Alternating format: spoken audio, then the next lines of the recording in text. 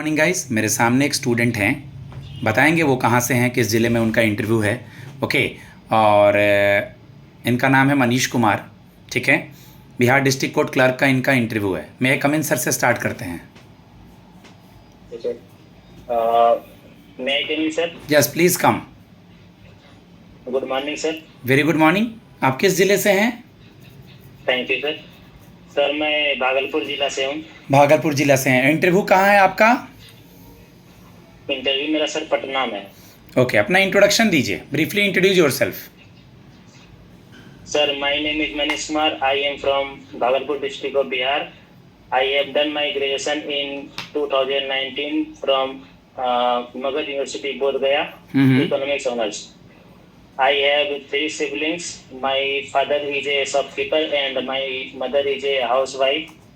And my hobby is listening song and cooking. Good, very good.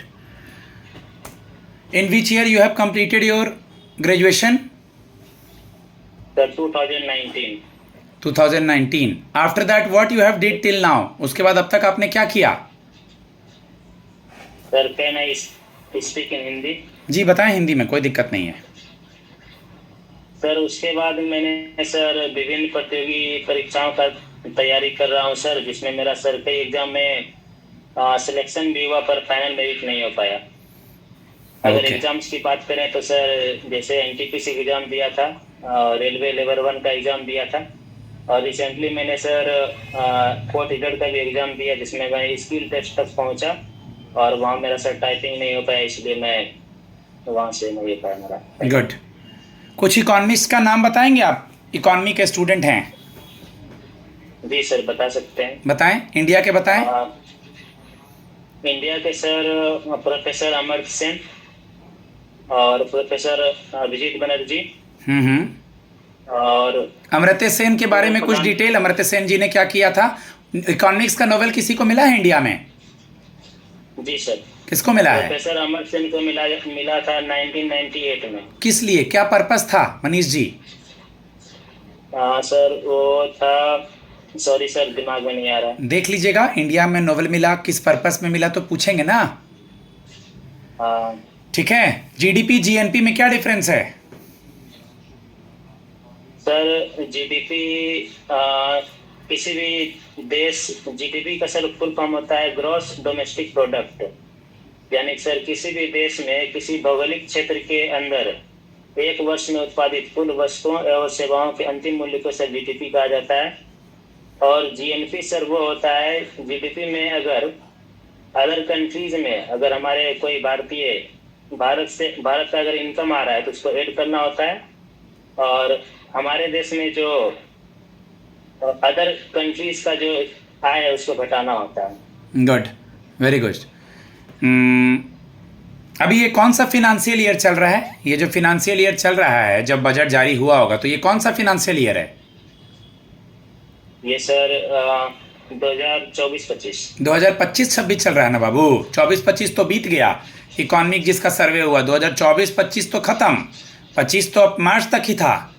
Economics तो पढ़े हो, लेकिन इकोनॉमिक्स से सवाल पूछा जाएगा। पहले की स्थिति बहुत बुरी थी तुम्हारी, तुमको थोड़ा सुधारे हैं, तो हम एक दिन में बाबा का ताबीज फूंक के नहीं दे सकते हैं, क्योंकि हम चीज़ों को सिखा सकते हैं, बोल सकते हैं। अगर सब्जेक्ट बिल्कुल जीरो है, 3 साल का पढ़ा हुआ, वो दिक्कत है। इंट्रो बता देंगे, कैसे मैनेज करना है, सब कुछ बता देंगे, लेकिन सब्जेक्ट का कुछ बेस तो करना पड़ेगा ना मनीष। इकोनॉमिक्स का नोबेल किसको मिला था 2024 में? 2024 में तो सर नहीं, हाँ 2024 में मिला है सर एस मगलू, जे रॉबिन्सन। 25 का तो अभी मिलेगा ना, 24 में ही मिला होगा ना लास्ट तो। हाँ 25 में ही, 24 में मिला है सर। नाम और अच्छे से देख लीजिएगा। पर्पस क्या था? पर्पस तो सर ध्यान में नहीं है। किसको मिला है, क्यों मिला है 2024 का, अभी देख के सोइएगा। और अभी हाल ही में जीएसटी न्यूज़ में था, गुड्स एंड सर्विस टैक्स। जी सर। इकोनॉमिक के स्टूडेंट हैं, आपसे स्लैब वगैरह पूछ सकता है, बताएं क्या बदलाव आया है। सर उसमें जो टैक्स स्लैब था उसमें सर कुछ चेंज किया गया है सर। पहले सर उसमें 4 प्रकार का था सर, 5%, 12%, 18% और 28%।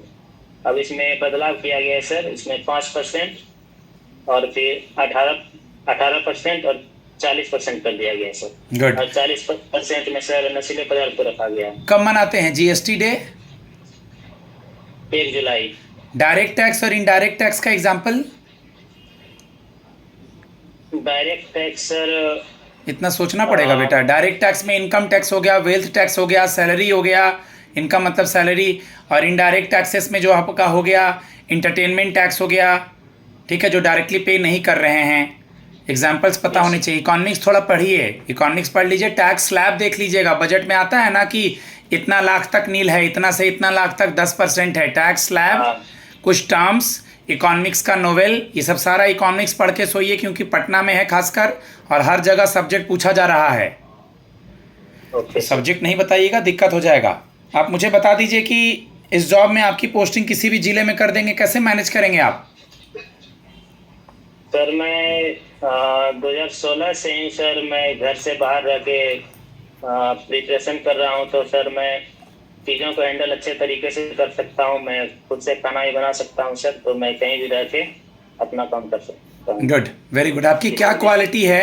आज बहुत सारे बच्चे आए हैं, बट आपकी क्या क्वालिटी है जिसकी वजह से आप इस जॉब में अपना बेस्ट दे पाएंगे?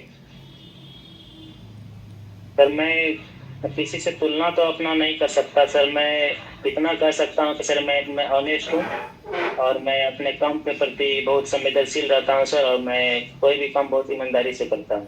Good, very good. आप मुझे ये बता दीजिए मनीष जी कि आपका जिला किसी चीज़ को लेकर के फेमस है? जी सर। बताएं। भागलपुर को सर सिल्क सिटी कहा जाता है, क्योंकि यहाँ पर सर सिल्क का उत्पादन बहुत बड़े पैमाने पर होता है। और दूसरा सर, महाभारत काल में सर अंग महाजनपद का एक हिस्सा हुआ करता था, जिसकी राजधानी चंपा थी। इस बार भागलपुर डिस्ट्रिक्ट में ही सर, ठीक है, आप पहले बता दीजिए। विक्रमशिला विश्वविद्यालय भी है। गुड। इस विश्वविद्यालय के बारे में कुछ आइडिया? हाँ सर है सर। इसके संस्थापक थे धर्मपाल, जो कि पाल वंश से थे, और इसके विध्वंसकर्ता सर बख्तियार खिलजी थे। ओके। अभी हाल ही में दुलारी देवी ने, हाल ही में मतलब बजट के समय दुलारी देवी ने किसी को साड़ी गिफ्ट किया था इंडिया में, किसी महिला को। पता है किसे गिफ्ट किया था? हाँ, भारत के राष्ट्रपति माननीय द्रौपदी मुर्मू जी को। द्रौपदी मुर्मू जी को कि फिनांस मिनिस्टर को? Sorry sir, finance minister Shrimati Nirmala Devi. देख लीजिएगा किस तरह की साड़ी थी वो, क्योंकि आप उस एरिया से बिलोंग करते हैं, सिल्क एरिया से बिलोंग करते हैं। इकोनॉमिक्स देख लीजिएगा। कुछ मुझे नाम बता दीजिए आप। अभी चीफ इकोनॉमिक एडवाइज़र कौन है इंडिया में? Sir Shri V Anantha Nageswaran. Good boy. V Anantha Nageswaran है चीफ इकोनॉमिक एडवाइज़र। इस जॉब में आपको प्रेशर झेलना पड़ेगा, कई नए जगह नए ज़िले में रहना पड़ेगा, जज साहब की बातों को भी मानना पड़ेगा। तो उस काम को कैसे मैनेज करेंगे? सर तो मैं बहुत दिन से घर से बाहर ही रह रहा हूँ सर, ये सब मैं हैंडल कर सकता हूँ। पूरा समझा के बोलेंगे कि सर बहुत सारे अप्स एंड डाउन्स लाइफ में आ रहे हैं सर, मैं आसानी से कर सकता हूँ। सर मैंने पढ़ाई करा है, मैं आगे चीज़ों को मैनेज करूँगा, मैं ज़रूर अच्छे से कर पाऊँगा। किसी भी ज़िले में रह करके काम करना, क्योंकि सर और अभी तक अब पढ़ रहा था, अगर जॉब मिलेगा तो और अच्छा कर पाऊँगा। और सर मैं जो भी पढ़ाई किया हूँ उसको यहाँ पे यूटिलाइज़ करने की मैं कोशिश करूँगा। ठीक है? मैनेज करना कोई बड़ा बात नहीं है। लाइफ के लिए पहला जॉब होगा तो मैं अपना पूरा बेस्ट देने की कोशिश करूँगा। ठीक है? ओके, 1-2 सवाल और। 5 रीड्स क्या हैं? 5 रीड्स सर, बंदी प्रत्यक्षीकरण, परम आदेश, प्रतिषेध, अधिकार पर इच्छा और उत्प्रेषण। बढ़िया बढ़िया। आर्टिकल 32 के तहत सर सुप्रीम कोर्ट इसे जारी करता है, और आर्टिकल 226 के तहत high court. Okay, high court और सुप्रीम कोर्ट का क्या आर्टिकल है? हाई कोर्ट का आर्टिकल है सर 214 से 237 तक, और सुप्रीम कोर्ट का 124 से 143 तक। उपराष्ट्रपति और राष्ट्रपति का चुनाव कैसे होता है? तो राष्ट्रपति के चुनाव में लोकसभा और राज्यसभा और दिल्ली और पुडुचेरी के सदस्य शामिल होते हैं, और उपराष्ट्रपति के चुनाव में सर लोकसभा, राज्यसभा के और दिल्ली पुडुचेरी के सदस्य मनोनीत और वो नियुक्ति से दोनों उसमें भाग लेते हैं। लोकसभा के स्पीकर कौन है अभी? और लोकसभा के स्पीकर सर माननीय ओम बिरला। मैं अपने स्टूडेंट को फीडबैक देता हूँ गाइस, 10 मिनट का हुआ है। इतना कॉन्फिडेंट तो बच्चों में जगा दिया है कि वो वहाँ स्माइली फेस से बोल पाएँ, बट सब्जेक्ट संभालना पड़ेगा। ठीक है, जिसका जो भी सब्जेक्ट है मैंने अपनी तरफ से उससे बेस्ट पूछने की कोशिश करी है, उसको गाइड करने की कोशिश करी है। मेरा नंबर है 7503235358। धन्यवाद।